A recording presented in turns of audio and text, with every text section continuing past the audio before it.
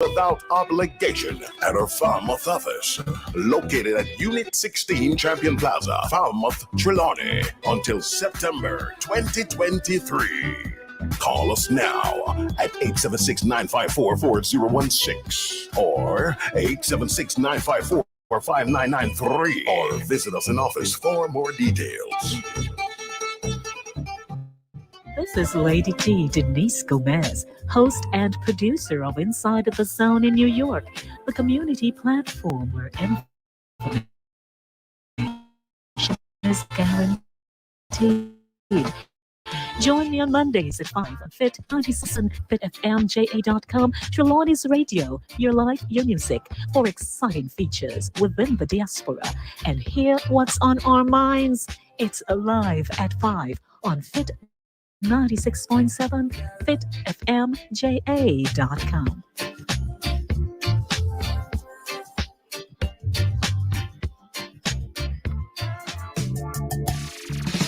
Blessings and light. This is Imara, the musical revolutionary.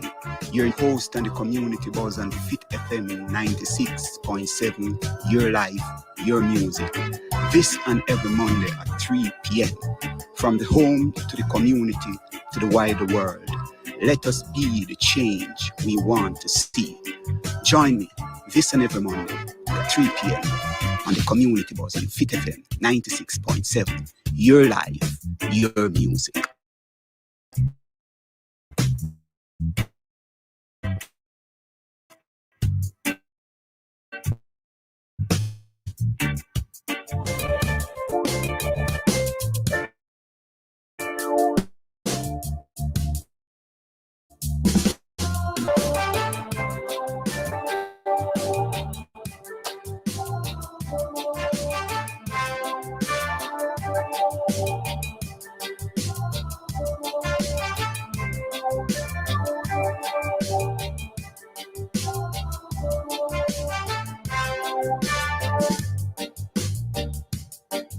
Fit mind, fit body, fit community, fit world.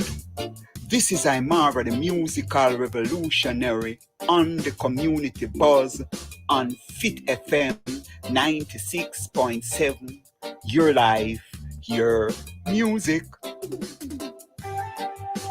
Before God and all mankind, I pledge the love and loyalty of my heart, the wisdom and courage of my mind, the strength and vigor of my body in the service of my fellow citizens. I promise to stand up for justice, brotherhood, and peace, to work diligently and creatively, to think generously and honestly, so that Jamaica may, under God, increase in beauty, fellowship, and prosperity, and play her part in advancing the welfare of the whole human race.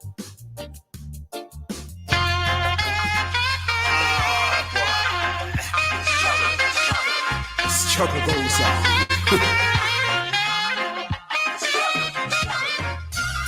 We are the builders of the pyramids. We are the builders of the stone cities of Zimbabwe. We build them White House. We build them factories. With blood, we sweat, with tears. With flesh, with bones. Them youth build them economy. Now them want come con you and me. With them science and them technology. We make them take with knowledge. Now them are deafly. Them are blindly. We are walk, we are ride, we are drive, we are fly. Nah look, nah see. Eyes focus on the screen of an iPhone, Galaxy, tablet, Blackberry. Wake up, look. Uno no sister them are very weak. Ancestors crying out. Them are weak, you see we heading back to slavery. Robotic, digital, technological slavery. The rich take them session, call it recession, left the world in depression. Legal and illegal drugs and alcohol on the rise. in their interests. To our demise, we patronize, now become marginalized, make fools seem wise because we abide them lies and sell with lives, prostituting our sons, daughters, and wives. Marcus did rise, Sam Sharp did rise, Bogle did rise, Taki did rise, Queen and Zinga did rise, Harriet Tubman rise, Rosa Parks rise, Malcolm X rise, Frederick Douglass rise, Ancestors rise, Eileen Thomas said, Aymara rise, organize, mobilize, visualize. Stop, look through for them eyes and through your own eyes. Give them back them gadgets. Free yourself from debt. The robotic digital technology of we are live on credit. While we're on our property. Yes, while we're on our property, them take it, sell it, but we have to guard our mind, our children mind, and you know what I mean, protect what is rightfully ours. Yes, that's Aymara, the musical poetic revolutionary. This is the Community Buzz on Fit FM 96.7, your life, your music. We are here again, once again, Monday, the 11th of September. Our heap anniversary are going on the day, you know, no matter about 9/11. Yes. But we will remember the great Honorable Peter Tosh, who have been murdered brutally, and who are give a shout out to all the families who suffered on that night. It was a Friday night, you know, September 11th, 1987, 36 years ago. I will never forget that moment. Saying we want to bless up the families, you know, those who are still alive, you know, Santa Davis, you're about yearly up because you are one of the men who lived to tell the tales of what took place that night, you know. Would want to say famous night because of something really terrible happened. But we honor the great Peter Tosh, and we must play a piece of music, you know, especially to what is happening in the world today. And then, you know, we shout out to the families who suffered, you know, 9/11 in those buildings, you know, we in Brooklyn, Manhattan, to be specific, you know, we have to give a moment of silence, you know, to all those who suffered, because it was life that really, you know, affected by that terrible event. And so many other things happen, you know, across the world. You know what I mean? That was a shock to the world, you know, 9/11. I got to talk to a brethren from America too. You know what I mean? He's a African American, according to my brethren, Kwame Babatunde. They are doing great work, or we are doing great work, you know, on the continent. And it goes to show that we can be here and doing things elsewhere. We give thanks for this moment, and we're honoring our ancestors. You know, there are so many things happening in Jamaica today, you know, and we have to observe these things. You know, it is serious, you know what I mean? And we must pay attention to what is taking place. But let me say this. We are on Primal Media, www.primal4k.com, right? So we bless up the people on Primal 4K and Primal Media. Heal up Nehima, heal up Joel, and heal up all the listeners and those who are tuning in from that side of the world. It is one global village, you know, and this is how the village gets very small, even though it is wide. You know what I mean? We can connect from wherever we are, and we can share our views and our opinions, you know. Now, last week we talked to Mr. Errol Richards, about the garbage collection situation. But we have an update, and we want to read an update here because, this is what we say is activism, and he continue to make sure, say, these people live up to their responsibility. And before we go deep into the program, I could just read a letter or a correspondence that has been passed on. We are having serious issue with garbage collection within our community of Hague in Falmouth, Trelawney. We had our garbage picked up after waiting for 5 weeks with much filth piling up, but during a long wait, many calls from the taxpayers within the community and many excuses from your office, we are still not on a weekly rotation. Friday of this week will be 2 weeks if no pickup is made. Please let us not go through this again. 5 weeks was unacceptable, and we do not expect, nor do we want a repeat of the same. We are asking that Hague Heights and all its surrounding streets be put back on a regular rotation and not create an unnecessary health hazard within the community. I am sure you realize the risk of not having regular garbage pickup, not to mention the smell. Please, I beg of you, let us not have another long wait. Garbage collection should be a weekly thing in communities such as Hague. No more excuses. Again, please, respectfully, yours, Errol Richard. Well, in reply, we would like to apologize for the inconvenience caused by the delays in garbage collection in Hague Heights. Please accept our sincerest apologies. The delay has been primarily caused by mechanical issues with a number of our older garbage collection units. Our team is actively working to resolve these issues and return to our regular weekly collection schedule as soon as possible. In the meantime, we appreciate your patience and understanding during this challenging period. We understand the importance of timely and efficient garbage collection services, and we are committed to resolving this situation promptly.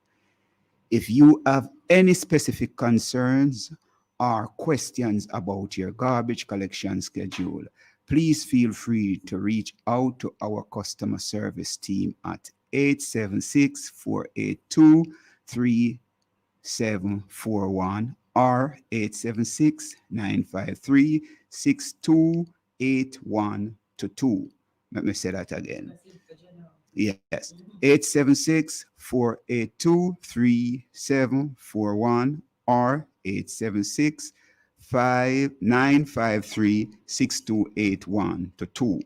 We will be more than happy to assist you and provide updates on the progress of the resolution. Once again, we apologize for the inconvenience. We also value your continued support, patience, and as we work to improve our services.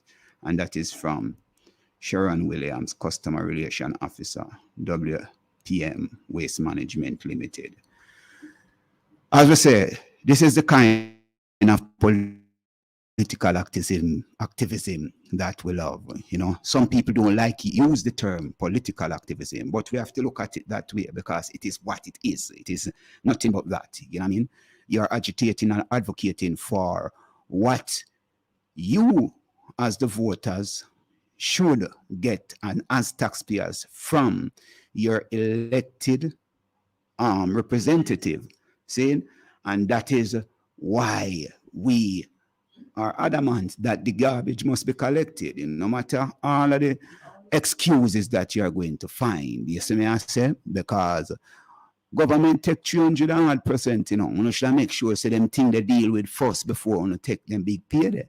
You can't pay government or members of parliament or ministers so highly while people are sinking deeper and deeper in poverty. These are the things that we are concerned about.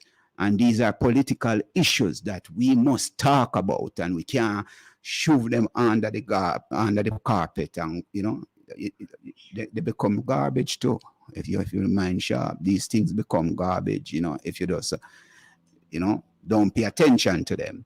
So we give thanks again, Mr. Errol Richard, for your advocacy. And, we support 100% whatever you are doing. And we are here. Persons are asking you to repeat the customer service number because they're having problems too. All right, let me repeat the number. Yeah. Saying because you need to get in touch. I have to get up in people. Don't lie down and sleep on these things. The numbers are 876-482-3741. Let me read that slowly again. 876-482-3741 or 876-953-6281-2. Right? So that's the numbers that you can call, to get your garbage pick up, because it is the duty of our representative to serve the public and to serve it efficiently, right? So we are blessing up the ones who know their rights and stand up for their rights.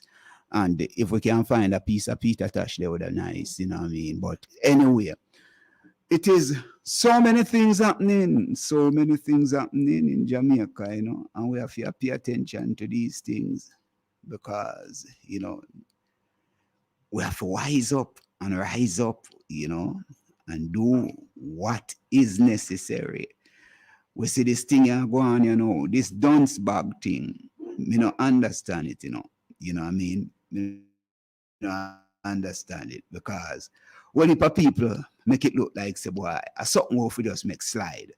We see a principal, stand up against it. And we see people, you can't even log in nowadays. You see people, even the green try mask them thing, you know what I mean? When you log into certain things. I am wondering if some people deliberately have pushed this dunce idea upon the people in Jamaica, because I realize how the system operates. The more dunce them have is the more power them control. Them have to control the people. You know what I mean? When the people are educated, especially politically educated and understand them rights, them can't take the kind of step with them with the people. See? So Minister of Education and Youth, Favour Williams, has once again cautioned school administrators and teachers against using denial of access to education as punishment.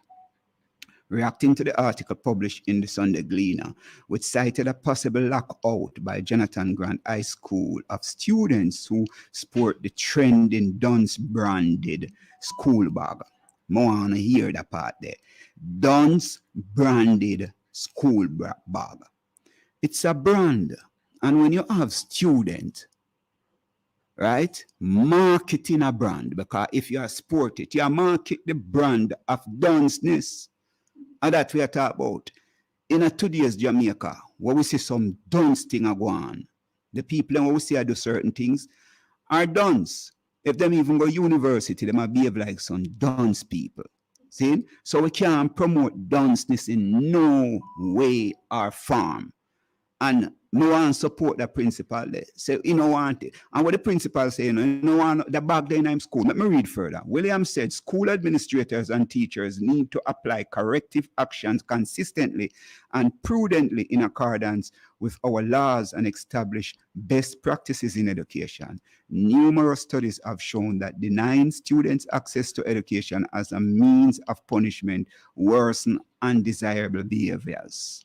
Jonathan Grant Principal Dr. O'Neill Uncle had said that if a child showed up with the bag on Monday, he would have to get another bag. That's what him said. He must say, okay, I'm coming to the classroom.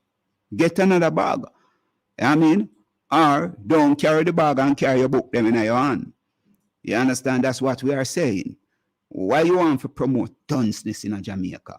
I would say the dunceness are come to madness, See? Because the same people and we are seeing dunceness to them mad out, So What is it that is happening? You understand?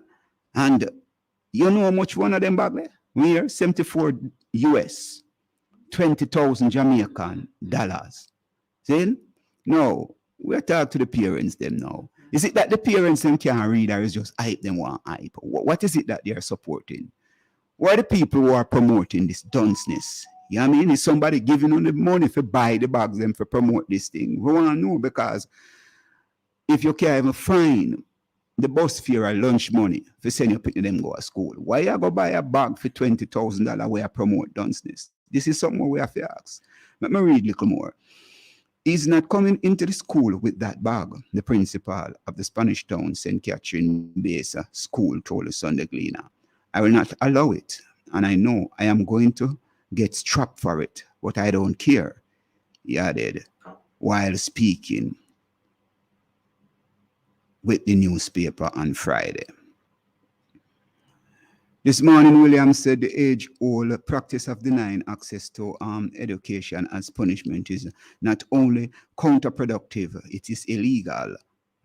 Barring students from schools contravenes Article 28 of the United Nations Convention of... Why I could never find them thing I went there and cut the little girl locks over Portmore and bar it, and even the Attorney General at the time took the parents to court. You see, these are the kind of double standard that we have to deal with in Jamaica, you know, but all of a sudden, we cannot defend dunceness. This teacher just said, find another bag, you must say you can't come to school. You understand? And that is something that is simple we can deal with. Easier than somebody who committed to wear him here or her here naturally. Won't want to bar and lock out. And when you do that, what you really promote? I promote false ear that somebody have to go either cream them ear because you're black. You know what I mean? Or you go tell them if you go barber every day, go cut them head ear or something like that. So these are the things that we are looking at. And we as people, we have to start to look serious, you know, on the things that are affecting us daily here in this country. Like we say, if we find a Peter Tosh there, get up, stand up. Get up, stand up. Stand up for our rights. And that's what they're on right, you know. And then we'll come forward, we go to Kwame. Don't give up the fight. Get up, stand up. Stand up for your rights. Get up, stand up. Don't give up the fight. You preacher man, don't tell me heaven is under the earth. You are the peak and you don't know what life is really worth. All that glitter is gold and half story has never been told. So now be the light. We gonna stand up for our rights. Come on, get up, stand up. Brothers, stand up for your rights. Come on, get up, stand up. Sisters, don't give up the fight. I'm begging you to get up, stand up. Stand up for your rights. Get up, stand up.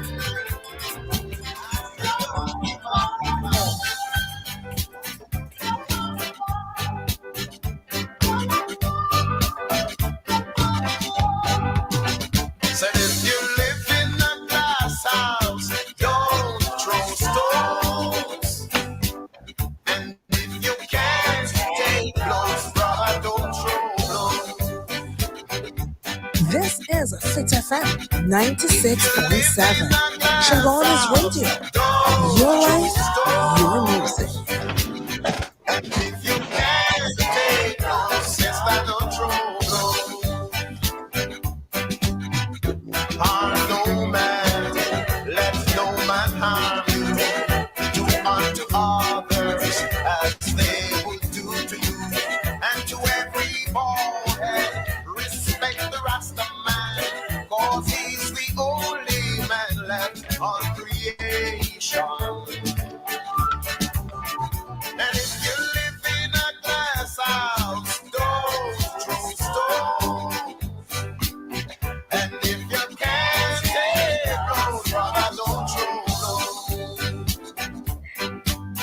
if you live in a glass house, not throw stone, and if you can't take blows, don't show a blow. And that the great Peter just said.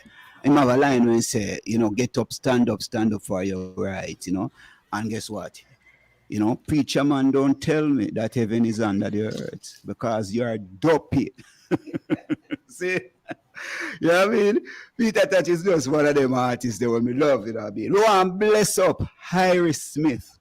We are blessed up Iris Smith because we feel cool in here, Iris. We love the energy in Iris, see? So we want to say thanks to the eye and we want to bless you up, and whatever you are doing, my brother. May the Almighty and the ancestors continue to bless and guide and protect the eye. See, you and your family. Love and light, Mr. Hyrie. Yes. So, we want to read something from the Pedagogy of the Oppressed and hear it. As long as I fight, I am moved by hope. And if I fight with hope, then I can wait. As the encounter of women and men seeking to be more fully human, dialogue cannot be carried on in a climate of hopelessness. If the dialoguers expect nothing to come of their efforts, their encounter will be empty and sterile, bureaucratic and tedious. So, as long as I fight, I am moved by hope. And if I fight with hope, then I can wait. So as a warrior, we have to know how we stand up on the battlefield. Blessings and light, my brother, Kwame Babatunde. How are you doing, sir? Doing great, brother. How are you? Doing great, brother. I am doing great here in the heat, sun of Jamaica. How is it there, wherever you are? Up in Michigan? Michigan always cold, You're there, Michigan, don't? Yeah, a little cold today. Had a blessing with some rain today, so we getting a little nourishment for the earth, for the green and the crops and the trees. So getting a little rain today. Yes. Happy to hear from you, my brother, as usual. You are, I am going to say it because sometimes with your humbleness, you refuse to take credit, but I am putting it on you now and saluting you for that. You are the founder and the facilitator of the Black Star Brothers movement. And I want to salute you for that, you know what I mean? Because we see where the idea of one man or the seed that one man plant can feed 1,000 and affect 1,000 and affect many, many lives, right? And just the idea to come up with a movement like the Black Star Brothers, we see how far reaching, it is for just that idea, for just planting that seed and believing that we need to do something, to unite ourselves here in the diaspora and to expand that unification on the continent, that it can affect lives in a positive way. I want you to tell the people who is Kwame Babatunde, and then we are going to get into the matter at hand, what we really want to talk about. I say great, brother. Well, I would say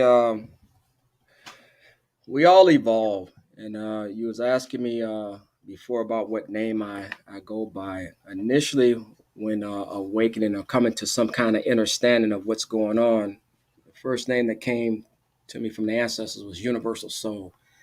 So really studying the universe, not just things here on this physical plane, the earth, but studying the whole universe and the whole all, or the all, or what some call Jah, Yahweh, Allah, any of those names. Come to understand that we have to study everything. So the first name I had was Universal Soul.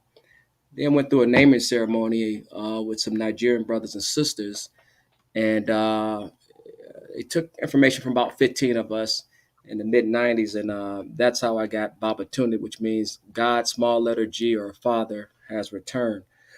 Baba means father, and Tunde means turned in the English.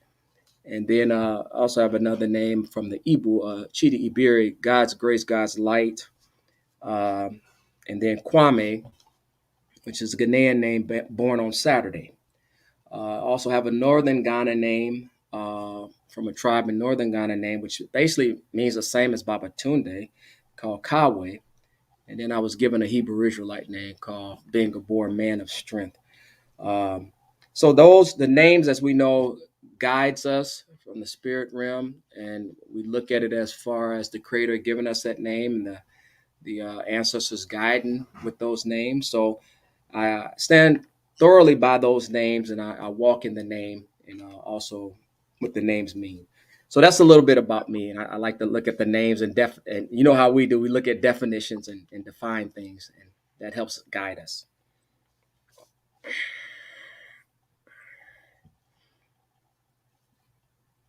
The importance of name and to understand the power of naming, and this is one of the spiritual thing about our African culture, you know, that you have to live up to your name, and your name is very important in everything that you are doing.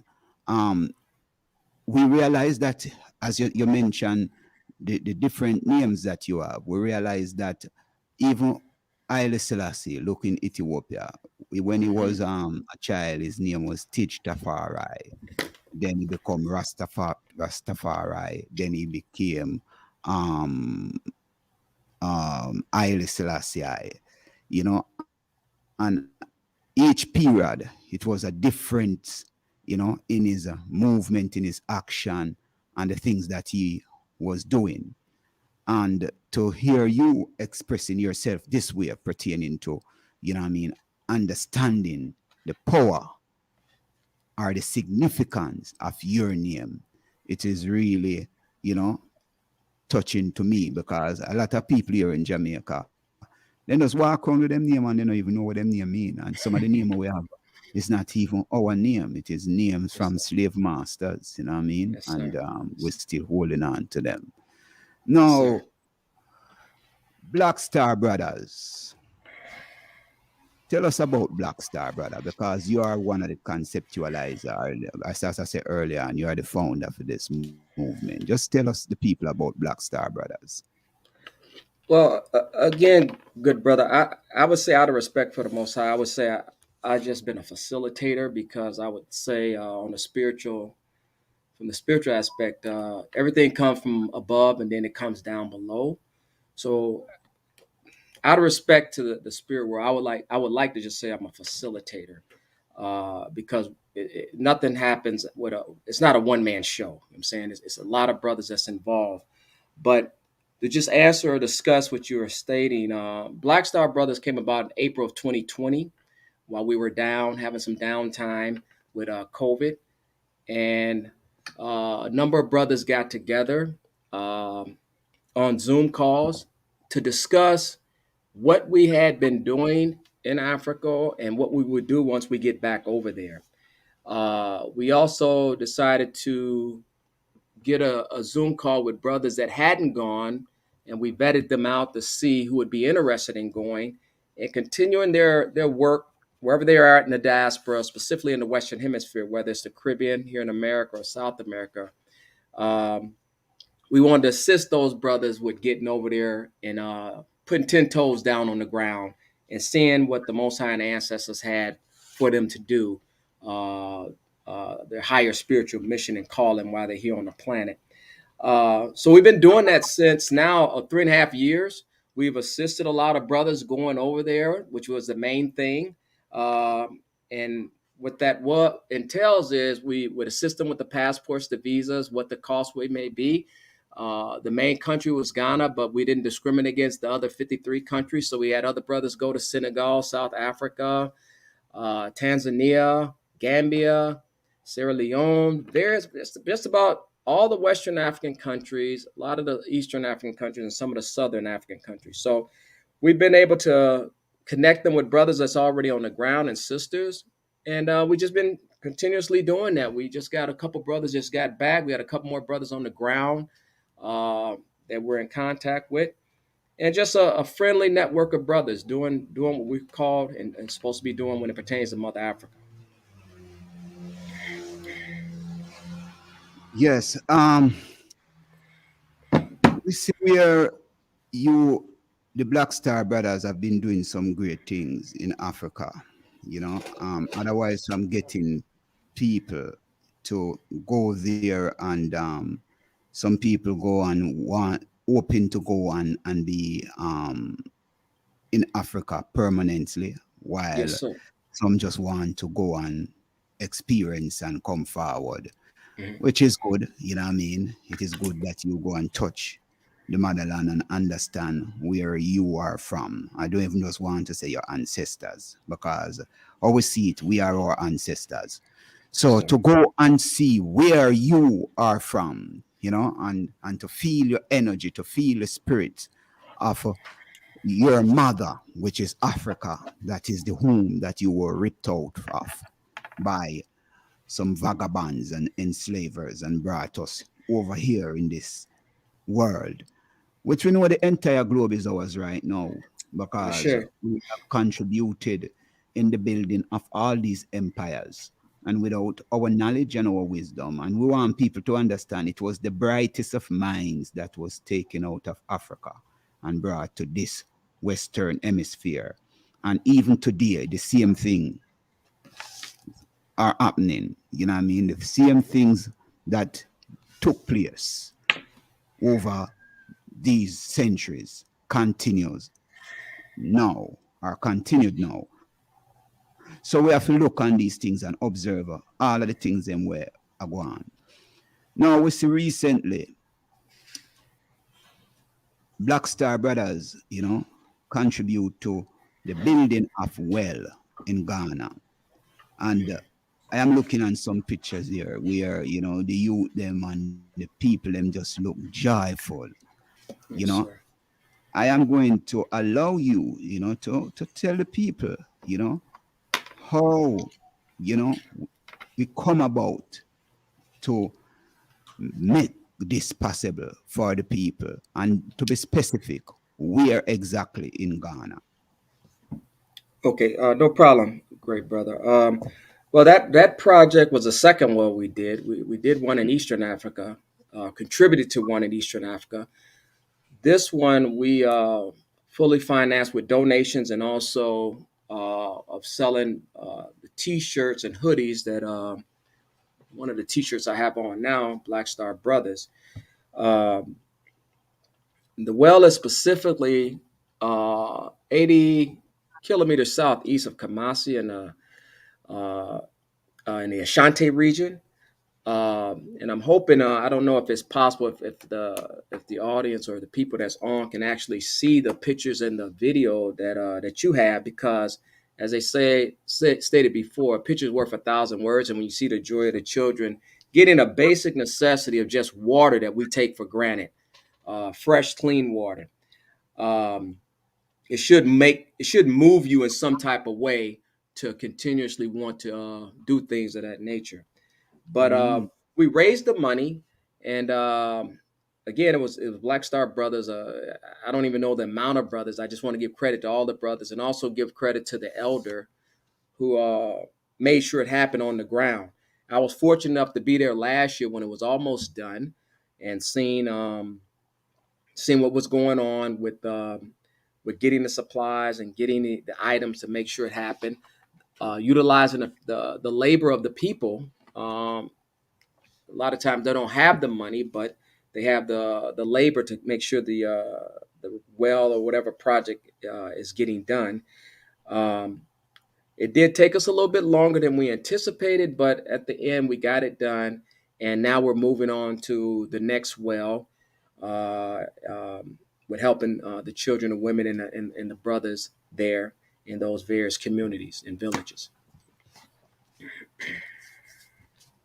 And to provide the work, to get the well done, you use the skills of brothers on the continent, isn't it so?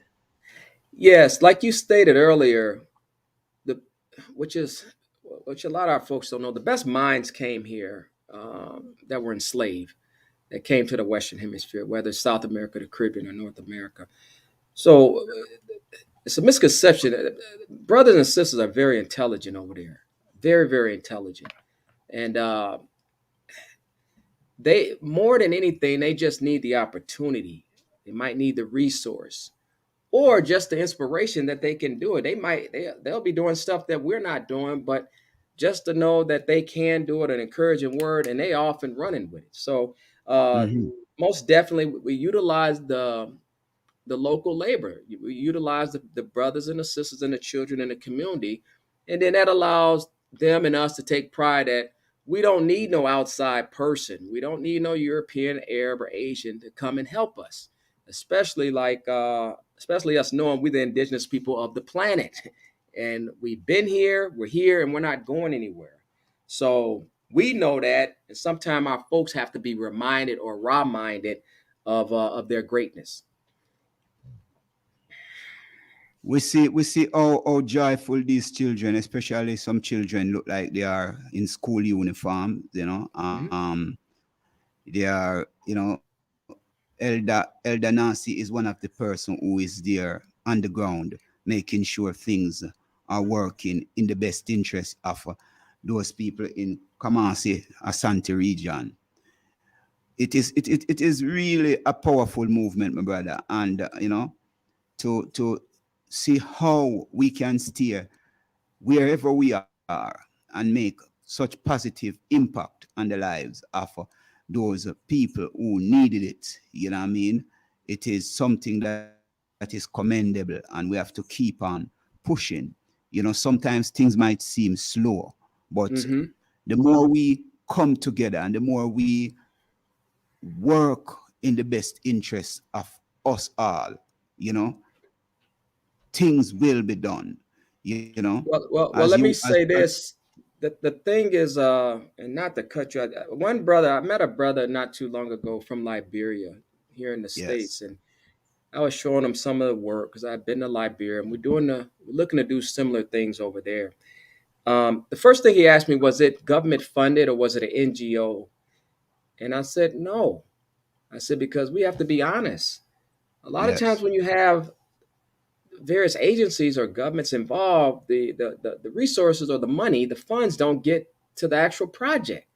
By the time yes, it trickle down, they don't have anything to do. They don't have no funds to do whatever the project was because people line their pockets. So one thing true, we're proud of is we had no middle person. Nobody profited. Nobody profited from the money. The money went right to the project, and we've seen the result. You know what I'm saying? Now these brothers and sisters and children got water for eternity because it's coming from the reservoir, inside the earth. It's coming about 250 feet below where they're standing. They're getting fresh water. So, great. and they owe nobody, we owe nobody, and everybody's happy. So I just wanted to point that out. No middleman. And just to confirm, and that's why I would say government not really hard for run, government is not hard to run because we see that principle within the Black Star Brothers, the accounting policies and system that, is set up, when a t-shirt is being sold, and the whole process of how much is printed, and the profit. Break it down, my brother, because sometimes you can maybe explain it a little more in details that we can get clarity. That people can understand that there's a level of transparency among us, and we see where these things can happen without we thinking about distrust and mistrust. That's transparency. Right. Well, the transparency and accountability, you know what I'm saying? The thing is, again, going back to a picture's worth 1,000 words. So what we've been doing is showing every sale, you know what I'm saying? Opening up the accounting books, showing how much it costs to make the item, the t-shirt or the hoodie. And we can do this with any business. I mean, just open up the books. I mean, how much it costs to make, how much we're charging, how much profit we're making, how much the shipping and handling costs, and how Yes. much we're going to have in total profit after we do all those deductions. And then Mm-hmm. that's what we're working with. So me and another brother, we started working on these to just generate some money, some more money. And initially we came out of our pockets to get it started, but we made sure that we allowed the sales to give us the money back that we invested in it. No profit, Mm-hmm. we just got our money back, and then we were off and running. So we never were in the red, and right now we're in the black. So again, one little idea, you know what I'm saying? And again, if folks are practicing, I would say ma'at or truth, and they're sincere about what they're doing about helping people and not helping themselves, these things are doable. Matter of fact, they're gonna work. They have no choice but to work because of the sincerity and what the objective is. It's about making sure other people can be elevated and also have just a better quality of life. Mm-hmm. So, just basic accounting and like you say, the transparency, showing the books, showing where the Yes. money is going, Yes. Yes. and not getting a profit, using your own skills in whatever job entrepreneur you're doing, separate from this work. They're not merging together. This is a separate entity where we can get stuff done without thinking we're going to get a profit from doing this by helping somebody else initially. So, Our mission statement and Black Star Brothers is us, not I, we, not me, unify or die. You see, that is something powerful. And, us, not I, we, not me, unify or die. You see, this is something that we must pay attention. That's the ancient order of Ubuntu, the ancient order of Ma'at, and we know that if we want to get forward to our African spirituality, to our African communal living, we have to keep this kind of practice and way of life, reignite it within our consciousness to make sure that we are on the mission for fundamental liberation. My brother,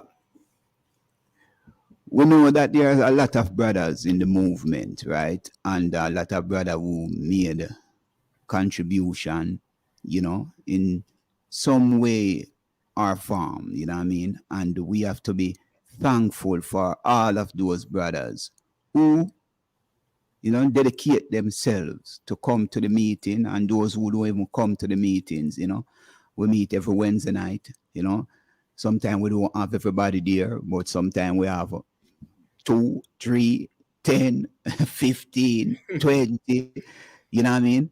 And we understand what is happening because, a lot of the brothers have to be out working, and have their personal issues dealing with, So we don't make those things deter us. What we make sure that the energy and the principles that we stand up for, we continue to focus on those ideals and to make sure that they work in the best interest of not just us who are in the group, but these young children that we are seeing with so much joy on them faces, you know what I mean?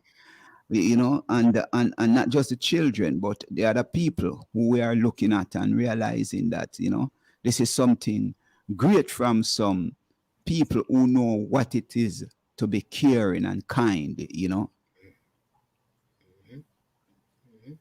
Yes, sir. Yeah.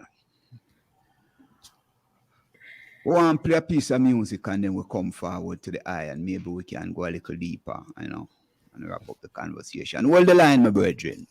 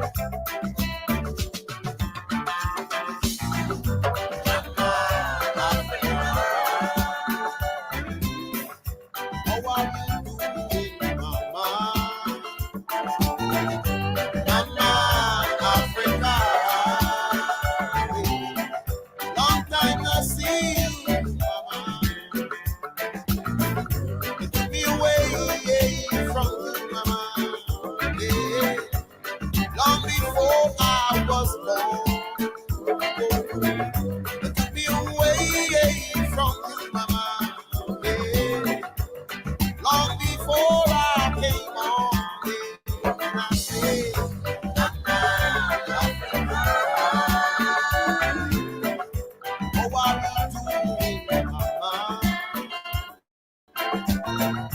Mama, yeah. Long time I see you, Mama. This is Fit FM. Fit FM 96.7. 96.7. Duncan's Trelawney. Duncan's Trelawney.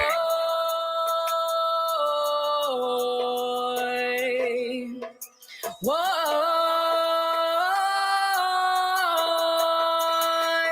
Mama Africa is calling.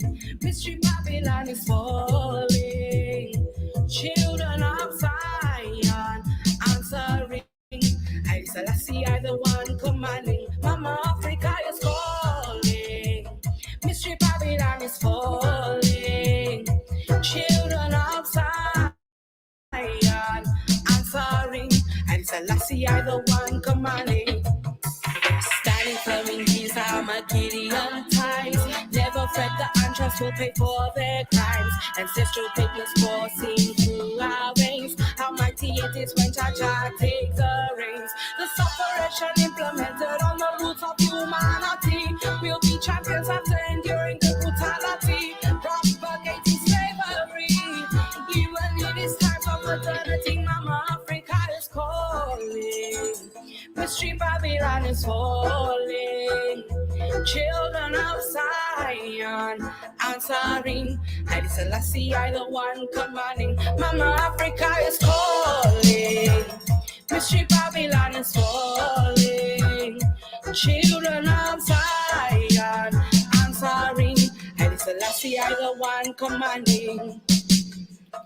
We remember who we are when we let go of who it is we were taught to be. By those who never really want our innate power to reign freely.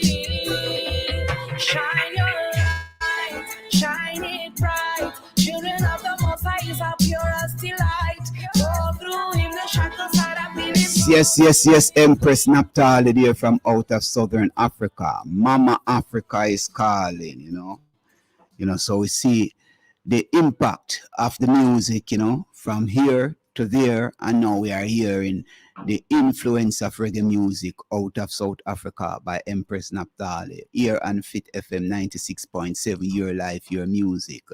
And we are on the World Wide Web, www.fitfmja.com. We are also on Primal Media, www.primal4care.com. You know what I mean? To the people who are listening on the continent, to the people who are listening in Europe, and to the people in North and South America, we salute you with people in and around Trelawney, the people who come in the market and sell, you know what I mean? Because it's one of the things that we have to salute the people who always support, you know what I mean? Because that is what it is, how we build and keep a community together. My brother, you have been to the continent, you know what I mean, many times. And you went there and you saw some of the challenges that our people are facing. Now we see a new shift taking place in Africa. What is your views, on the political situation, economic situation in Africa, the things that are affecting our people, and what are some of the things, we see where we have done this with the well, and we see that it is not that challenging to make the change because the resources is there. You been to Africa, what are some of the things that you discover? 1 or 2 or 3 things that you discover that is keeping the people in abject poverty while there are so many wealth and resources there for them to live comfortable?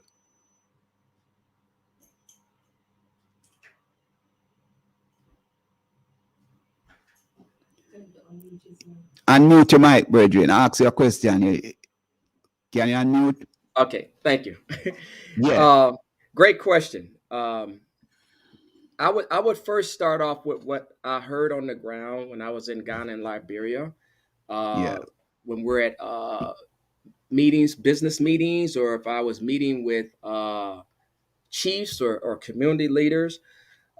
These are the 3 main words I heard. So this more deals with the psychic of the continent, and I would say it has to do with colonialism, neocolonialism, and the indoctrination that they got. and lack of information dealing with self and historical things that have happened on the continent. The main three things or words I heard, brother, was we have problems, we are struggling, and we have challenges. And the reply or the rebuttal to those kind of statements, when I would hear them, I was hearing them a lot, and you hear them on the ground, is that's not uncommon to that's not uncommon to any of us, none of us, no matter where we're at.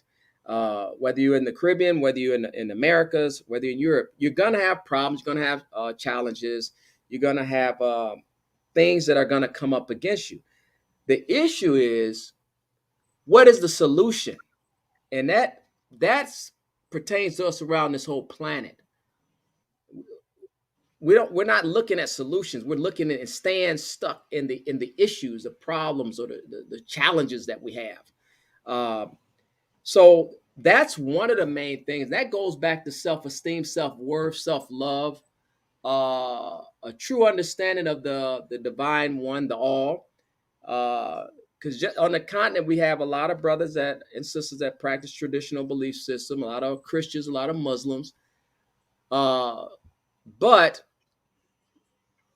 we don't think that they really have that connection to the main source. So that puts a problem into the psychic where you think everything, again, is a problem, a challenge, or a struggle, when it might be. But after that, what do? You can't just stop there. So we, and the ones of us in the diaspora, when we go back, those are kind of some of the kind of discussions we got to have. Yeah, you could add the resources and the money, but if the people's minds aren't right, it don't matter how much money you got. And then we know now that they're standing on wealth based upon this system that we're all under globally. They're standing right on top of oil, gold, diamonds, natural resources as far as herbs and plants, and you name it, they have it. So it needs to be a mind shift. A lot of the books and scholars that we have in the West, specifically the ones that are African-centered, Pan-Africanism, nationalist movements that we've had on this side of the Atlantic, if that kind of information is disseminated over there more, and it gets to the youth, gets to the young people, that can change their mindsets, and it will change their mindsets. And it's happening right now.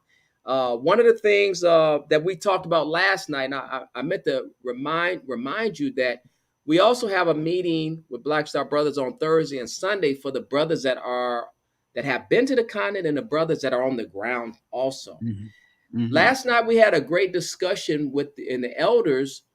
Within the discussion, we came to the understanding that on the continent, a lot of places people got phones, but they don't have a good means to get a good meal. You know what I'm saying? Or like we said in this community, water. They got the technology, they got the phones. So one of the things that they mentioned also is they wanted some more books, because I went to a number of schools. They wanted some more books and things like that. Well, that costs some money, and that's going to cost some deal with some logistical issues. But if everybody has phones, we can actually utilize the phone to get the books or the information on the phone, since everybody's on the phone. But one of the issues that we deal with there is having enough data. You know what I'm saying? So we were looking at how can we get with the phone companies and figure out how we can allow people to get more data, or the people we work with, make sure they have data so they can continue to communicate. Because once you don't have data, you can't go on YouTube, look at videos, you can't download anything, you're done. So those are some of the challenges right now, but not just challenges, but solutions. When I went to a number of schools, they mentioned the books also. And I said, well, everybody has phones. Can you send the information through the phone? Again, and since we don't have the books, and again, it's the data situation. If they have the data, they don't have to necessarily go to school. If they need the materials, they went to school. They have a phone. They have the information there. That's something we've learned outside since COVID. We were doing it during COVID, whether it's there in Jamaica, here in America, over on the continent. We utilize the technology to our advantage and not to our detriment. So Yeah. with a press of the button, we can have any type of information we need to move us forward. So if that makes sense, I kind of looked at omnipresence of every little thing some of the things I've looked at or seen on the ground when I was there. Now, when you talk about books, we understand how a lot of our people who we see as educators, how they think. They more think in the way that they have been educated, right? By the same material that have trained a lot of our people to think a particular kind of way. When you talk about books and how them could get it on their phone or data, what kind of books are you talking about, you know? Well, when I was on the ground oh, go ahead. No, I'm wondering what kind of literature you're talking about, to be more specific. Okay, well, we were talking specifically on the ground as far as their books, but you know, my thing is, it's not just the curriculum that's there in specifically Ghana, but also books that actually deal with some of the self-esteem, self-worth, self-love, and specifically African-centered books written by Africans or people from that particular country. Accurate books that's dealing with our history and our culture. Books that's going to elevate you. Books and pictures, especially with young folks, pictures of people that have been significant and that look like them, you know. So the same thing when I was there in Jamaica, I noticed, you know, at one point in time, you know, books being shipped down dealing with Cinderella and Snow White, which and snow stuff, and there's no snow in Jamaica. What relevance does that do for the children? You know what I'm saying? That does no relevance. So not only just the books, but also we talked about them there also having more of us doing writing, you know, more writing that pertains to our culture and our ways of life, our language. So, but specifically, the books were curriculum books because I'm an educator dealing with getting the curriculum that the Ghana Education Ministry of Education had put out. They weren't having those. But to go a step further is African-centered books, you know what I'm saying? Whether it's that particular country or just a thorough and accurate history of our people prior to colonialism and post-colonialism, and also prior to enslavement and then up to now. So they have the full story, the full truth. Yeah. Now, you talk about data and phone company. Can you say which company provide that service there in Ghana? Why such a struggle for people to, you know, have access to Wi-Fi, like, you know, because we realize a lot of the brothers have to be using data. Why such a struggle that they can't have Wi-Fi like us here in a small island called Jamaica, where we have two major telecommunication companies here? Well, they do. I'm specifically talking about like in the rural or the village areas, like in the major cities. Oh, the rural areas. Yeah. You have to go and as you guys say in Jamaica, top up. They just say go get some more data bundle, as they say. The issue is, again, you know, they don't have as many towers, and I'm talking outside of the city limits, but the credit goes quick anyway. So we need to find out why the credit is going so quick. Because say, for instance, that is something that we need to look into. Is it aware that the phone companies that are there, or the telecommunication companies that are there, are telecommunication companies from the Western world, and maybe see it as something that they can drain the people of Africa, that they have to keep tapping up their phone? You know what I mean? Exactly. Is it something that you observe? Because we realize that, you know, the whole thing is to continue the exploitation, is to continue the raping of the people, you know what I mean? Yes. Yes. And Especially now. I mean, right now, we discussed this last night with the free trade in Africa, with them talking yes. about making a continental railroad. Well, Mm-hmm. that's all great, but really, if you don't have communications, if you always have to Yeah. top up, if you don't have the money to top up, then there's going to be, that's the missing link of not being able to communicate and dot your I's and cross your T's. You're not doing no free trade if you can't communicate. You know what I'm saying? So that's one of the major, along with definitely getting water in the village areas and make sure folks have adequate water to be able to get Yeah. adequate food and jobs and all that stuff. But back to the communications, you need communications to be able to logistically know where the water is needed, how to get the supplies, to get the water done, who's doing the water. So again, if we're not able to talk, you know what I'm saying? Can you imagine we on this program and every 15 minutes we got to top up? Yeah. Wow. Yeah. Yeah. It is serious. And this is what I'm looking at. Is it that the Western world continue to have a monopoly on communication, the means of communication? What is it that the leaders in Africa are doing, because this is the age of communication? Is it that whenever we want to see something, because most of the things that I'm observing, we should be, we see recently where India launched their space thing in India, satellite, they're gone into the world satellite thing. That means that they are going to develop their own communication, That's right. the communication system. Recently we were looking at something in Ethiopia, where Ethiopia is planning to do the same thing.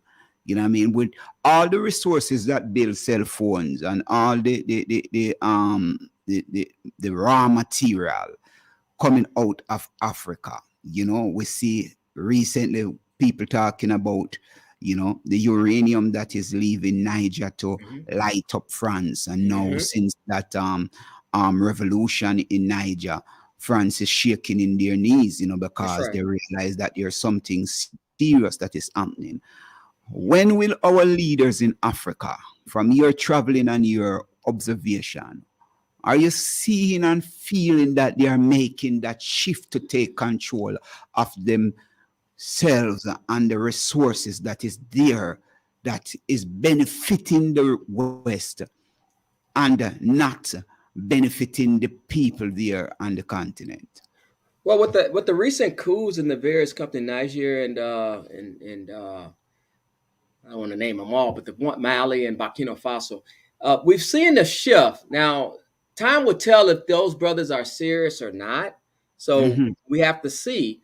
But we know that Muammar Gaddafi was inspirational in launching a satellite for Africa, because before that, you couldn't connect to Africa. You had to go through Europe. You know what I'm saying? So now, if we look at the various apps, specifically WhatsApp, you're able to, we can call Africa right now. We don't have to get patched in through Europe. So we want to thank that brother, the ancestor Muammar Gaddafi, for at least having that initiative to have them have their own satellite. Now, what's needed if we're going to still utilize this technology is we're going to need more satellites. Like you mentioned, Ethiopia and the other countries need to put up more satellites, and that'll reduce the cost, hopefully, unless those companies, like you said, are just thinking about capitalism. They're just thinking about greed and not really thinking about the people. So that needs to be figured out. Okay. And again, like you were saying, I think MTN and Voda, some of those phone companies in Ghana specifically, with this increase in money to get more data, and it's recent. It wasn't like that at first. So if you try to download a YouTube video or something like that, you're not going to get no more than probably 5 or 10 minutes and you're done. You got to top back up. So this kind of information becomes very important, especially if if you don't have the books, you want to look at videos, look at lectures, or look at information like that on how to manage your money in Africa, whatever. You're not getting that information. Okay. And then the getting the money, unless you're privileged or you have the money already, if you're just a middle class or low income person in Ghana or the continent, you're not going to be able to do it like that. You know what I'm saying? It's not going to become as easy for you.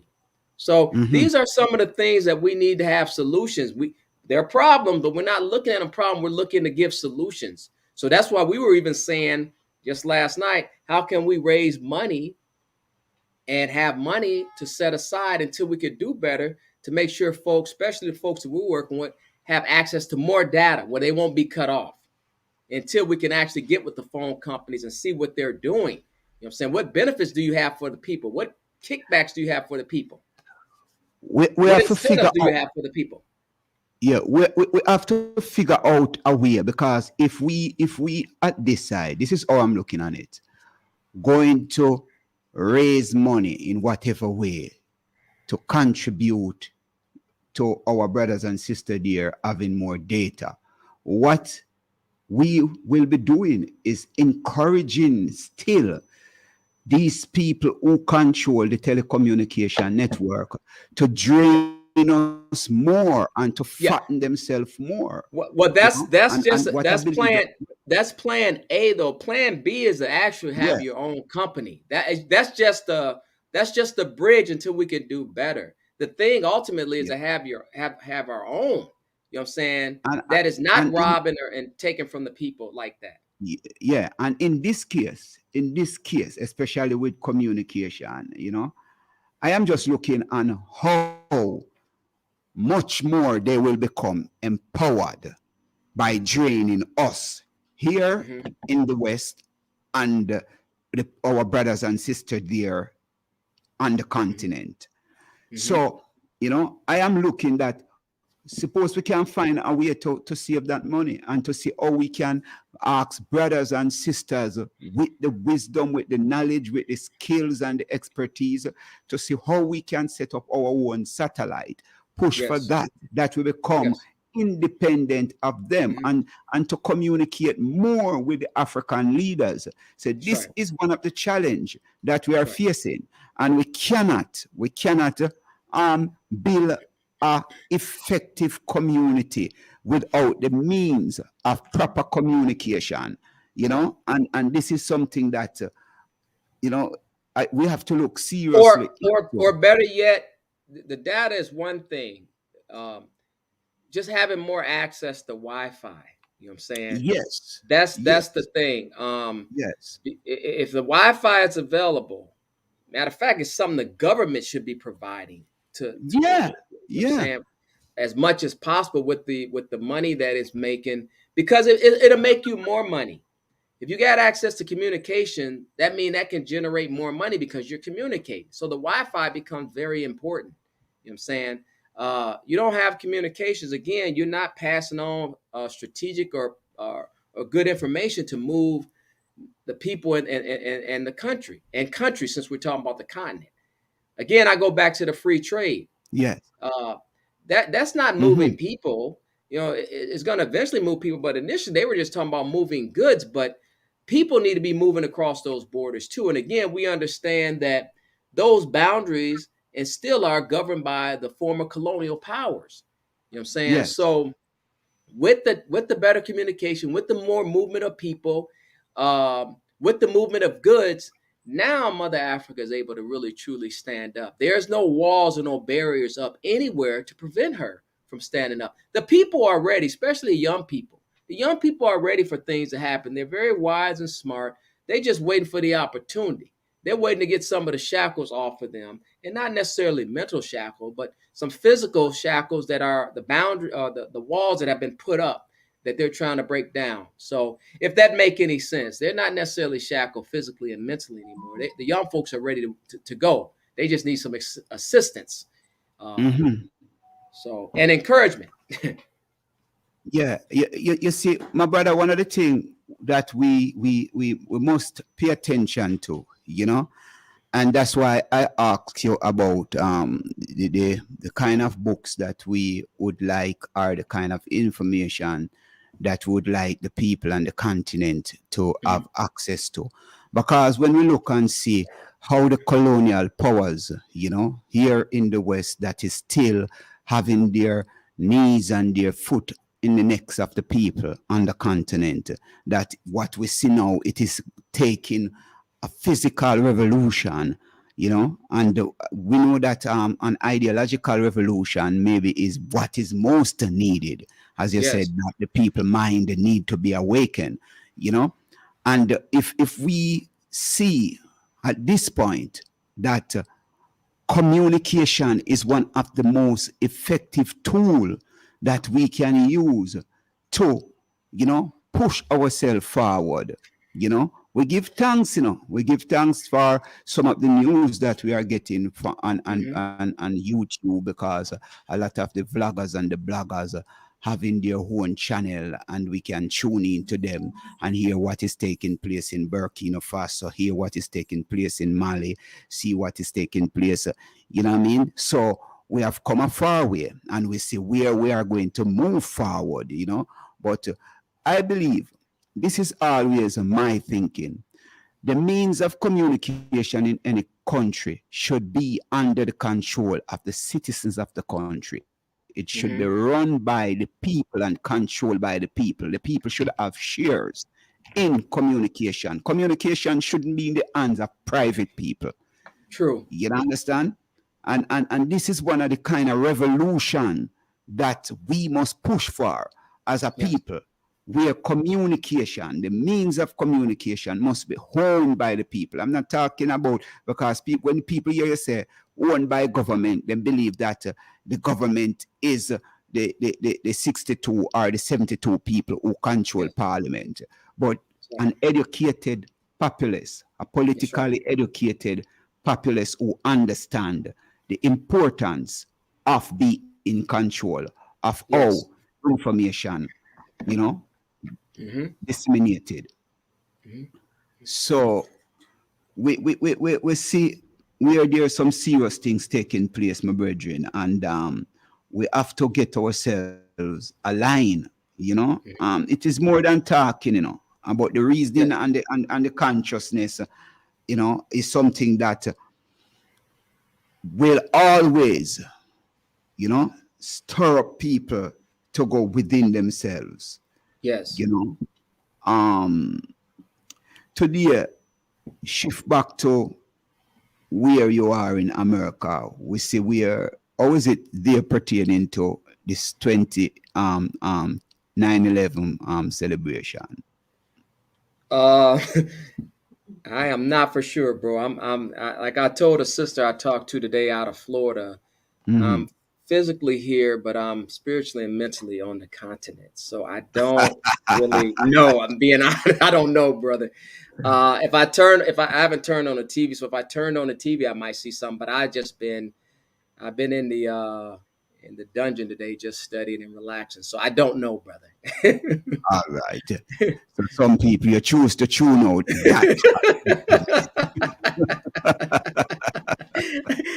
Sorry for no input on that, but I am. You not necessary, because sometimes they don't think they need to tune out too. You know what I mean? Because what they're that's really not part of my mission. So I'm focused on Mother Africa. So so they are 24/7, 365. I do like today they are more playing upon the people emotion more than anything. Yes. And we have serious things to focus on the continent. Is there any other thing pertaining moving forward? What else are we planning on doing? Well, one thing I mentioned, and I know you're aware of it. It's just I want to make note of it about this whole thing with our folks in reading, whether we got a phone or a book. We and I've been around, whether it's the Caribbean, Haiti, Jamaica, Belize, Dominican Republic, on the continent here in America, and I noticed that as a people, with one of the main things we talked about reading is we don't do enough of it, and like you mentioned, what are we reading to get us out of this situation? Are we reading things pertaining to us? And then if we are reading, are we comprehending what we're reading? Because that's a whole nother element of it. You can read, but you don't necessarily, you might not be comprehending what you're reading. And then if we are reading stuff, are we getting truths? Or are we getting half truths, half lies? What are we getting? And again, it don't matter where we're at. When I'm on the ground on the continent, even before the phones, our folks weren't reading. So if we're not reading, and then our oral tradition has been tampered with, we're not getting the right information verbally. How are we supposed to, or how are our people supposed to awaken or be enlightened? That's something that I've been recently just thinking about and just sharing. How are they going to be spiritually and mentally awakened based upon what we're talking about? If they don't do those things, or if they're not getting the right information. So I'll just leave it with that. That's something to think about, and we can look around. Yeah. How many of our folks, and then if we are on our phones, what are we digesting mentally? What are we putting inside? So yeah. Africa awaits its creator, and a lot of the people are saying that the only way Africa. Recently, I was listening to a sister. You know what I mean? She is a female artist here now, Miss where she taking on this role of social advocate, and she's saying that Africa, you know, awaits its creator, and it is us from this Western hemisphere that they're looking towards to come and liberate them. You feel the vibes when you go Africa? I do. I think if we don't go over there as tourists, if we go over there like we're going back home, you're not gonna let anybody come to your house and just box you and slap you around. So when you go back with that mindset of just going home and you want to get her back to her greatness, we can see the brothers and sisters will take your advice and listen. And I think it takes both of us, not just us. It'll take both of us coming together, the ones in the diaspora and the ones on the continent. And as two, we become one great mighty force. We need them and they need us. That's how I look at it. It's a perfect marriage. Yes. I believe that, you know, if the continent is liberated, you know, then those who are in the West will. And I'm making a comparison with China, because China becomes so powerful, you know. She have all the resources, you know, to protect its citizens wherever they are in the world. It is kind of different with us, you know. We may have the raw material, but we have not developed the resources, you know, to protect our people economically, militarily wise, and all of these things, you know. And that is why we want to see the fundamental liberation of Africa, because us in the Western hemisphere, we are in the belly of the beast, and it is difficult for us to become fundamentally liberated in the belly of the beast when they are the one who control the resources here in the Western world, and we are just merely their servants and their slaves, you know. So we must be in control of our own lands, you know. And that is why we really feel good to see some of the move that is taking place and in the small country, you know what I mean? Hope that others will wake up, you know. You understand? We hope that there will be that kind of vibration in places like Ghana and Liberia and you know, Kenya, you know, because if we can go back into the history, some of the revolution that is taking place in Burkina Faso started with Kwame Nkrumah in Ghana. He was like the first Pan-Africanist who decided that some change need to take place, you know. And Well, just I would say keep in mind on the ground, the youth are very aware of what's going on. That's who we want to continue to carry this torch. They are aware. They've come across information where they realize that, hey, they're standing on bauxite a bauxite mine, and they barely being able to get a good meal. And I'm not talking about in the city limits. I'm talking outside the city, because the city limits and a lot of Ghanaians and a lot of Africans are doing very well. You know what I'm saying? But the ones that aren't doing well, they're kind of puzzled and asking the question, why are we struggling? We sitting here in this box out of this gold mine, and other people from these natural resources are going with the raw materials, producing things and making tons of money off of stuff that we're standing on top of. So they're aware of that now. That information is now, they're being awakened to that. And it's like, now this our stuff. So when you say that earlier, my thing is it becomes a serious negotiating device with the natural resources.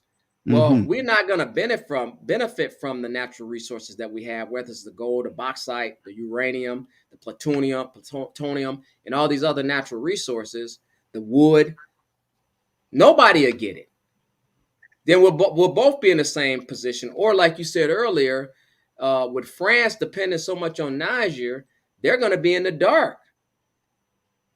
So these are the kind of discussions that young folks are having and more going to have, because they're tired of being or going without anything, but yet other countries, people leaving Africa to go to other countries based upon Africa sending their raw materials to those countries, and the people that the raw materials come from don't have anything. That makes no logical sense. Not at all. Not at all. You see, I was watching something recently where somebody was pointing out that a young man in Germany who don't have nothing named gold or diamond or uranium is studying how to mine gold, diamond, and uranium. That is the kind of education that he is getting in Germany. While the people who live where gold, uranium, and all the other raw material are is getting an education that is opposite an education to become a slave, to go and work for the people who will come and mine out your gold and diamond and uranium and take it. And you are dying now, putting yourself in danger, and ships or canoes to go into the country where those countries rape or took away your material and go and build up their country, and you're going there to work for them, while what you're going there to work for is coming out of your own country. That's right. That's right. You know, and I'm saying, when will our people wake up and realize that and come to the understanding? You know, as we just said, we are asking for the argument of reparation that we keep asking for, right? And when you observe the things that we are asking for is for just us to reclaim it because it is ours. You understand? Yes. It is ours.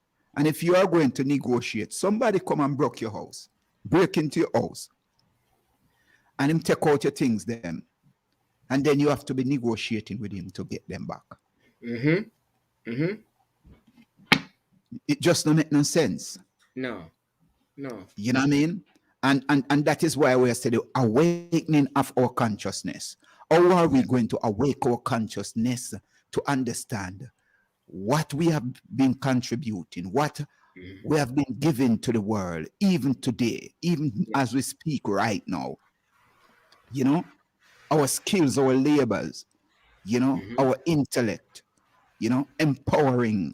We see it happening here in Jamaica as we speak. You know, what we call, people use the term brain drain. You know, most of our brightest minds are, you know, leaving and going elsewhere. And sometimes we have to wonder if it is not something designed by the geopolitical power to take away the best minds, as we spoke about it earlier, that the people who came in the Western Hemisphere were the brightest minds, the most persons that they took out of Africa. That's and we right. see the same thing happening today. Yes. That Yes. our best teachers, our best nurses, our best doctors are, we train them, and then them end up working and building up other people's country and That's right. getting literally minimum wage when them reach those countries. It's not like they are getting top of the line pay. That's right. That's right. That's right. You know? So what I'm saying, my brother, and how we are looking at it, our political mindset and need a shift to understand totally. Even speaking to people, you know, you say, why should I go to Africa, where Africa is so poverty stricken? We want to go somewhere. But if you want to go into another man's country, you must realize that the people who build up them country, they made certain amount of sacrifice to make them country become first world country. So why you don't want to stay in your country and make that sacrifice and contribution that your country can become first world country? Or you want to go and reap from somebody else's country? Exactly. Well, it's a double-edged sword. The thing is, again, it goes back to loving self, loving your people, loving the Creator, and understanding what value you have where you're at, where you landed at, where you were born at, and are you willing to? My thing is work with young people. I mean, because they're the future. That's the investment. How are you able to inspire them? Make sure they got the proper information. Make sure you're telling them about the history, the culture. If they want to go in science, telling them about the who is the originators of science and physics and those hard sciences, and how they can build themselves up where they're at. It's one of the most disappointing things, like you mentioned, is seeing, you know, specifically Africans leave and trying to go to Europe and losing their lives on those boats, or they get to those places and people not receiving them well. Same way here. I talk to Africans all the time, and they're struggling here because they don't know this culture, and they might be doing better, but a lot of times they're struggling. They're working a lot of jobs. They're getting more distance from their family and the children. A lot of people end up getting divorces because they don't understand this American culture and how demanding it is, and how you are going to be working, and the expenses are going higher while your pay is staying the same or going lower. So these are the kind of challenges that they face when they come here. When, again, like you said, if you build up what you got there, and you got basic necessities, you got a home, you got your clothing, you got your water, you got your food, you got a piece of land. You're able to make a little money. We ain't got to have that, you know, how that be rich. You know what I'm saying? 'Cause that's where everybody want to be rich. When, what is that about? You know what I'm saying? Most of the people that are rich, as you know, they're committing suicide, or they're not happy, and they got everything to their disposal. So what is that about? And how much money do you really need? That's something that nobody talks about in capitalism. What is the cap at for you as an individual? Just saying rich, what does that mean? How much money do you need to be satisfied and content with your life? And is money going to make you happy? No, it doesn't make you happy. It can make you content, but happiness is something within. So when we're dealing with capitalism and democracy and all free world and freedom, liberty, man, those are just, you got to break all that stuff down. You know what I'm saying? You really have to know what these people are talking, especially in the English language. What does words mean? As you know, words are power. You know what I'm saying? We have to define this stuff.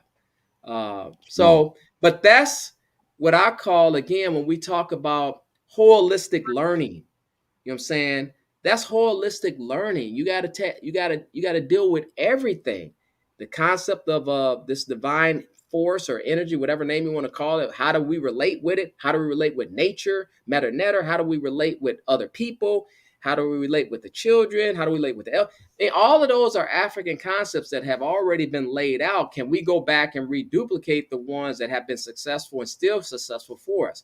So there's no one no one answer. I would just say it like that. It's a lot of different fronts and a lot of different things we're dealing with, but it's doable. Doable. It's doable. And we are doing it because as we speak, you know, you just said it a while ago that the well that the Black Star Brothers, you know, contributed and, you know, helped to build in Kumasi, you know, and we realize that this is something that is making people lives much easier and better. You know, having water is the source. Them say water is life, you know. And, That's right. you know what I mean? Once you have water, that is it create such a beautiful vibes within your own levity, you know. That's right. Because it's something pertaining to hygiene, it's something pertaining to you know, the whole thing of even planting, you know what I mean, irrigation and all of these things, how you can make life much more simpler and easier for family to function effectively. So it's this is what we must focus on, you know, these things more and more, or we can, you know, and the next thing is how we communicate and how we be in control of the main tools of communication. And that is why we still think about what kind of education we are going to give the youth them on the continent, what kind of education we as Black people need to get here in the Western Hemisphere. Because if we don't get the right kind of education here, you know, what is it we are going to take to the continent to contribute to the development of our people, you know? And you see, when we talk about discrimination, people forget, you know, that it is just in the 60s, you know, that even at the United States of America, certain kind of subject, you know, was open up to Black people, you know. That's right. There are just certain quality education that you could really get. That's right. They make it so, even here in Jamaica, you know, the ordinary man picnic could never pass a primary level until the 1970s when Michael Manley said free education and you can go to university to develop yourself. You just imagine that. Just imagine that, you know, and that kind of self-empowerment, you know, we have to pay attention and we see where the turn of these things come around again. Even imagine you have a child who you pay so much money, maybe you take out student loan, learn to become a doctor. And then when he become a doctor, you know, him can't even find a good job, you know what I mean? Him have to run left him country and go somewhere else with all of that resources from our own taxpayers to help him to become educated. He will not be here to serve his people, but to go and serve in another jurisdiction. Exactly. These are the things that we need to have. And this is what we say, a political dialogue around, you know, because these things are affecting us in so many ways. You know what I mean? So we need that kind of communication to make sure we know what we are doing, how much we are losing, because one of the most valuable resources is the human resources. That's right. That's right. But who are in control of it? That's right. That's right. Well, like you say, with communication, then acting on it, because that's one of the things we talked about in Black Star Brothers, not just a bunch of philosophizing and talking, but action. You know what I'm saying? Movement. You know what I'm saying? So, again, with the well, or whether it's containers we sent over, other things, educational supplies, it's not just talking about it, it's actually doing it. So the communication piece definitely is important. But then what's after communicating? It's movement. It's action. So... act. Thank you. It is it, you know, it is what it is. My brother, I'm happy to have you on, you know, and we will continue with this dialogue, you know. Yes, sir. Yes, we sir. just huh? I'm not seeing the comments, you know.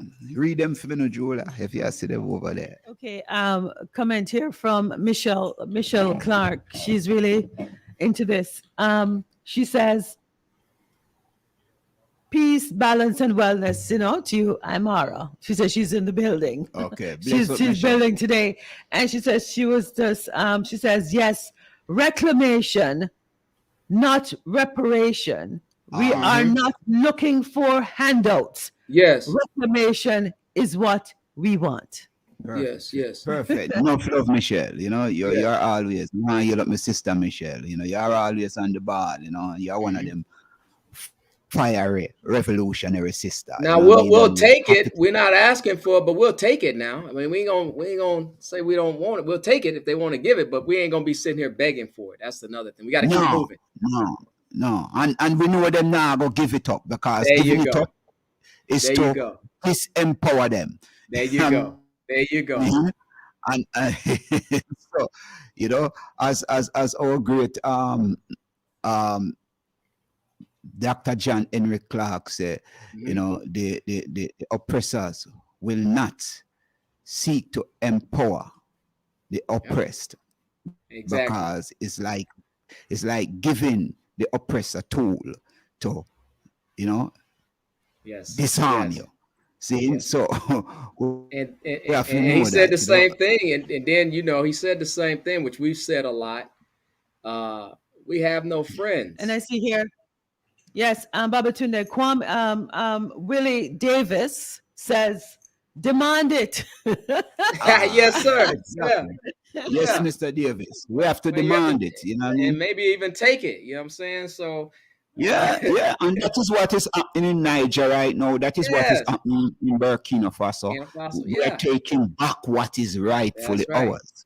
That's you right. know, and this is the kind of communication that they don't want us to have. This kind of dialogue. You know, to awaken the spirit. Iron sharpens iron, and the thing is, it gives us the spark to keep moving forward. But like I was saying, I don't know if it was said or heard, but when you mentioned John Henry Clark, he says we have no friends, and that means, again, European, Asians, and Arabs. I mean, they're not our friends. It's basically, what can they get from us? You know what I'm saying? If they can't get anything from us, are they in our face? You know what I'm saying? And that's the fundamental question we have to ask. Yeah. What is it? And how long we are going to just giving, and there you go. Reach a stage that they don't even show any respect to us anymore. They just believe that they can take, you know, and keep us under oppression. But it's the moment that we are in now, the vibration of liberation, because that is who we are. You know, we will never surrender. No. And it's a great time to be in. It's a great time to be here. If you are aware, it's the best time to be here. Of course, you've been a instrumental piece of this liberation that we're dealing with, and that we're going to overcome, and that we're going to have. So yeah, it is happening. And that is what we must be celebrating, that it is happening. It's not it is going to happen. You know? Or Mother Africa has called, Babylon has failed. Yeah, we see it. We see it, you know. She's already called us. So yeah, you know, and it is great, my brother, you know, that the eye, you know, continue to go and come, you know, and visit the continent and recharge in your spirit, because every time you go there and come back, you feel more energized. More information pertaining to this liberational movement, man. That's what happens. Just get more information, more insight, more understanding. You know what I'm saying? So and that's the blessing by touching down on the ground. Like I was telling a sister today, that's the goal. That's what Black Star Brothers main thing was, getting brothers and sisters to go back and see for themselves. Feel for themselves. Yes. Yeah. So Where your sister Michelle I say again, you know, some people are communicate with you, and that is Yes, and this is coming through YouTube, so you're not probably going to see it on I your am not- phone. yeah. Okay, so Michelle is saying we are reclaiming what is ours.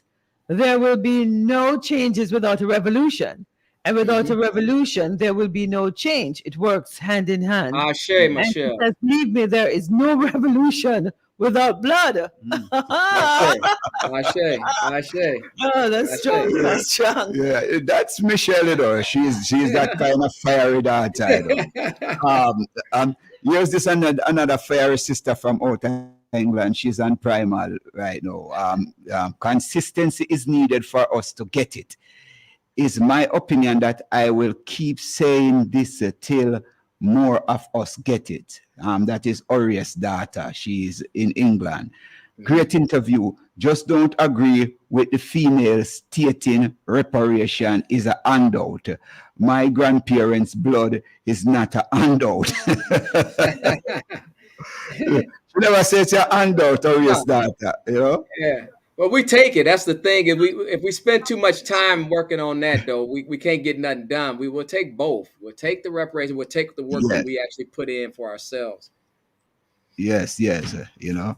So my sister in the primal chat room, Oria's daughter, you know. So it is one of the great things with these platform and Fit FM, you know, is that we are reaching people across the world. We are, you know, on a Monday afternoon, 3 to 5 p.m. What we are here to do is to awaken the consciousness of our people and to, you know, have this kind of dialogue and communication, knowing that it is the community buzz, but the community buzz is a global community that we are looking at. You understand? And specifically, us as African, you know what I mean? We want people to understand that we are in a situation and we need to lift ourselves up. She said, you miss the top. Read the top. You miss that. I said. Let me go back, Professor. Okay, Oria's daughter.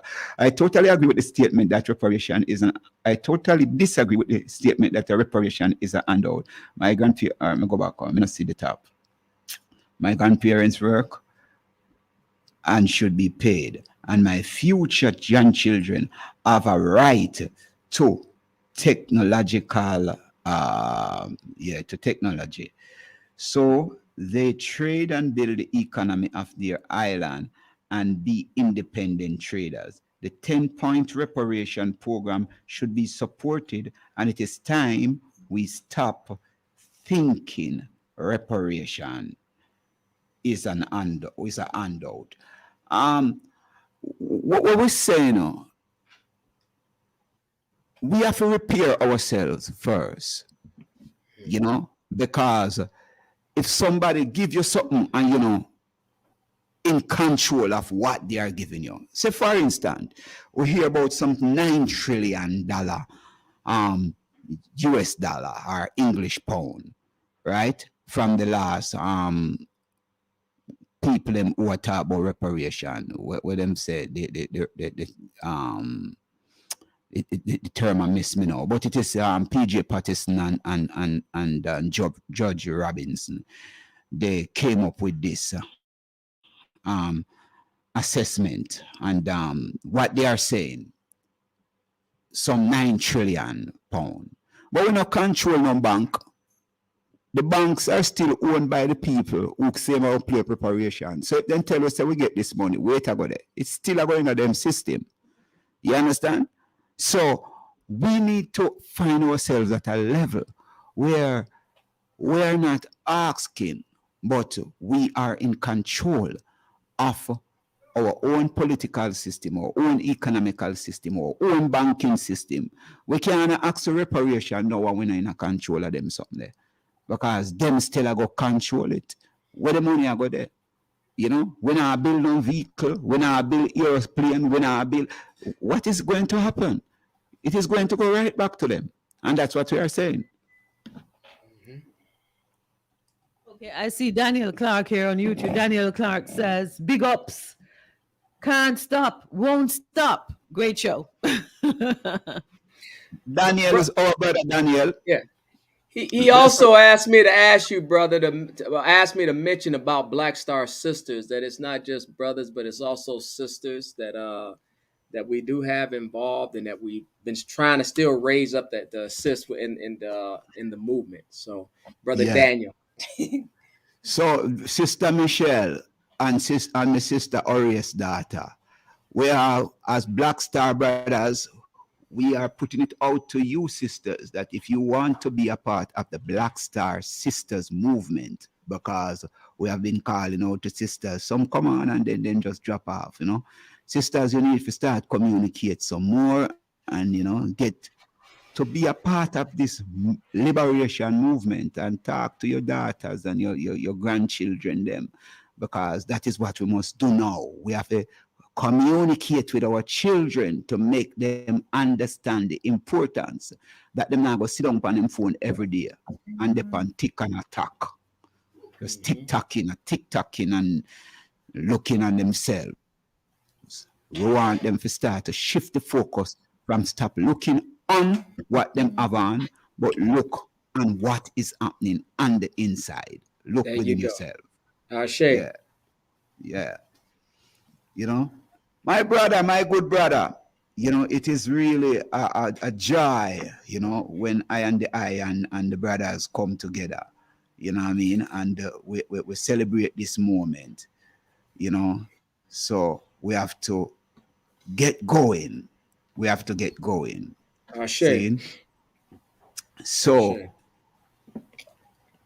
we give thanks for you being here and take care of the family.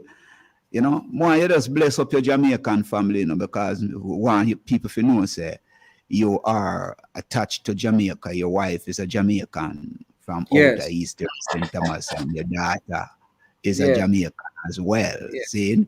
So don't make it look like you just over this. Yeah, big ups to me, Empress Shadeen and daughter Nia. Yeah. Mother-in-law Shirley, grandmother Miss Mudders, my uncle Devon, uncle gosh, I can go on and on. It's all my uncles there, man. And the cousins there, and the families that I know in St. Thomas, specifically Middleton, Whitehall, Spring Garden, Nuts River, Mort Bay. I know a whole heap of people there. So big ups to my good brother Graham and brother Yaya and gosh, brother. Well, he's an ancestor, brother Waggy. I mean, Orondi, all of them great brothers. I can just go on and on. Yes. But big ups to the family there, and much love and much respect. Yes, my brother. Give thanks, my brother. It's enough love, you know. You're not that there if you know. Let me read sister Orius' daughter 10 points. She says she have a 10-point thing. 1, full apology. 2, reparation if we choose. 3, indigenous people development program. 4, cultural institution. 5, public health crisis. I don't understand the 5. When you say public health crisis, we need something specific, something more detailed, that kind of vague for me. Orius' daughter say 6, illiteracy eradication. And we have to do that for ourselves. 7, African knowledge program. Them now go give with that Orius' daughter. We have to take that and build them things for ourselves. Orius' daughter, philosophical rehabilitation. 9, technology transfer. 10, debt cancellation. DJ, teach them. Checking, great conversation as always. Orius' daughter. This is a 10-point reparation program that Vereen Shepherd and Hilary Beckles and CARICOM have put to. You see, one of the time would I like to talk to all Vereen Shepherd and Hilary Beckles, you know, pertaining to these things. Would like to have them on the community buzz and to say how them come up with these things and how them are going to achieve them something where them are put out. Because it's still like you're asking your enslavers to free you. We never ask for freedom, we fight for it, we take it. And that's why we're there.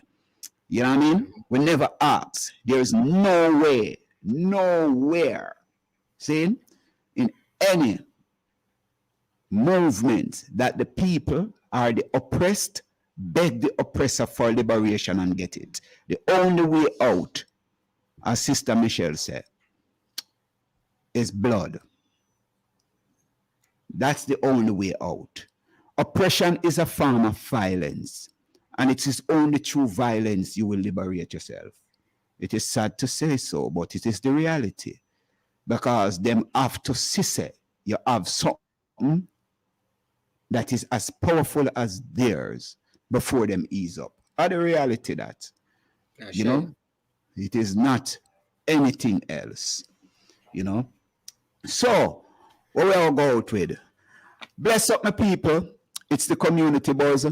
And we just salute my brother, Kwame, Babatunde Kwame, for being here.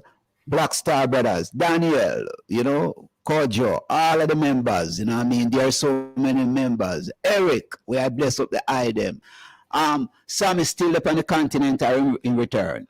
Just returned, so we got to get him on. And I want to do a special request. Next time I'm on the continent, I would love to come here with some brothers on the continent to move the channel. You know. All right. That is open to the eye.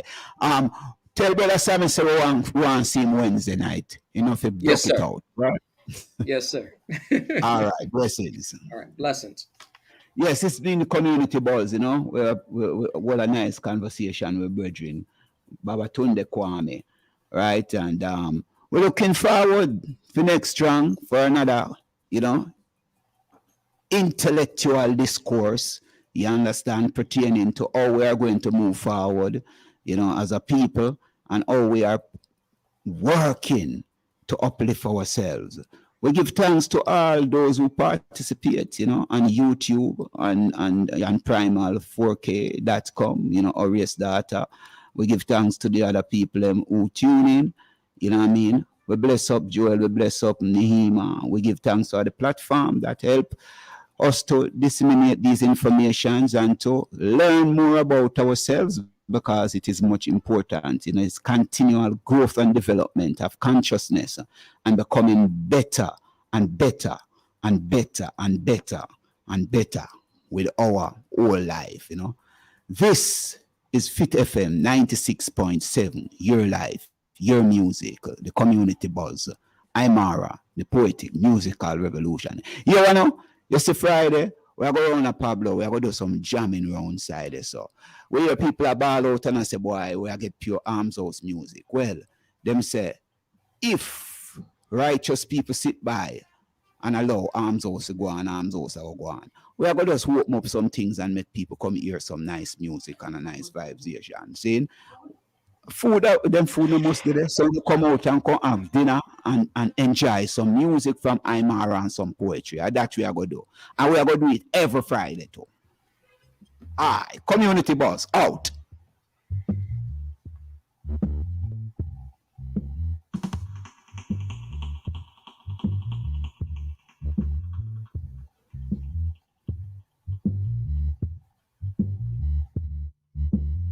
This is Fit FM 96.7. Trelawney's Radio. Your life, your music.